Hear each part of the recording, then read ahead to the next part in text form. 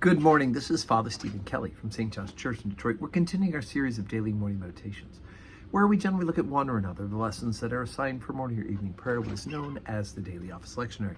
Now, yesterday we finished, did our part of the Maccabees earlier in the week, and we started the book of Daniel yesterday. We also begin today the book of Samuel. So we are kind of moving through these different books, but I want to take a look this morning at the lesson that's assigned for morning prayer from St. Luke's Gospel, the second lesson. So Luke 11, beginning at verse number 29.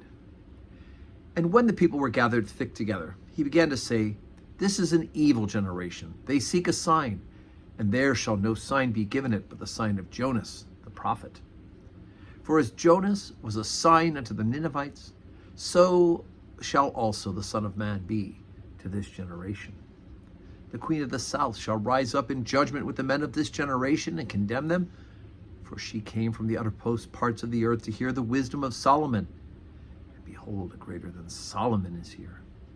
The men of Nineveh shall rise up in judgment with this generation and shall condemn it, for they repented at the preaching of Jonas.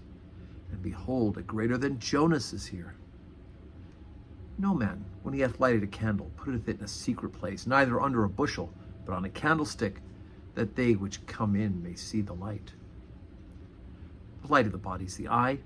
Therefore, when thine eye is single, thy whole body is also full of light.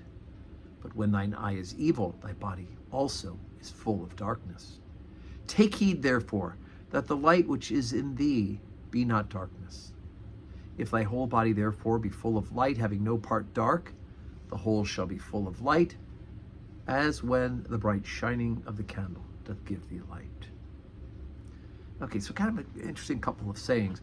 First of all, Jesus is chiding the people, saying that this is an evil generation, right? And the fact that they keep asking him for signs of the signs of that. And he says the sign that should be given is the sign of Jonas, right? Or Jonah. And of course, we know the story of Jonah, and he's in the belly of the great fish. How long is he in the belly of the great fish? 3 days. And so this becomes an analogy for Jesus being in the earth 3 days, right? So the sign of Jonas, that he was thought to be dead. And Jesus, in fact, was dead. But Jonas was in the boil of the belly 3 days. Jesus will be in the tomb for 3 days. But then he says, the people from Nineveh will rise up and judge this generation because they repented, right? And Jonas finally went and gave that message to the Ninevites that they were to be destroyed because they were displeasing to God. They repented. They put on sackcloth and ashes, and they declared a fast. And so God changed. He repented of it and did not destroy them. So he says the Ninevites are going to judge this generation because they repented, right? So kind of an example that the time is coming when what Jesus is going to do is going to be the ultimate in dying and rising again. That'll be the sign. But more than that, the people who will come to believe will become members of this new covenant by faith, by grace, through faith in Jesus Christ, not just because they're part of the right bloodline. And it goes on to say that, when you've got good news like this, it's to be seen, right? Like a light on a candlestick, you don't hide it. And he says that you need to be single focused on this good news, on this message. So today's Saturday, no public worship here at St. John's, but let's say our prayers, right?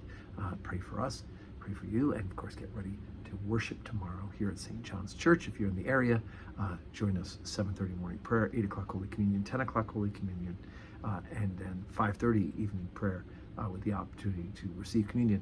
And it's our Founders Day this Sunday, so we'll be using the liturgy from the prayer book of 1789. But don't worry, it's recognizable because it's the same Anglican form and worship that we use today. Just some slight tweaks and spelling differences. So I hope, God willing, to see you tomorrow in church.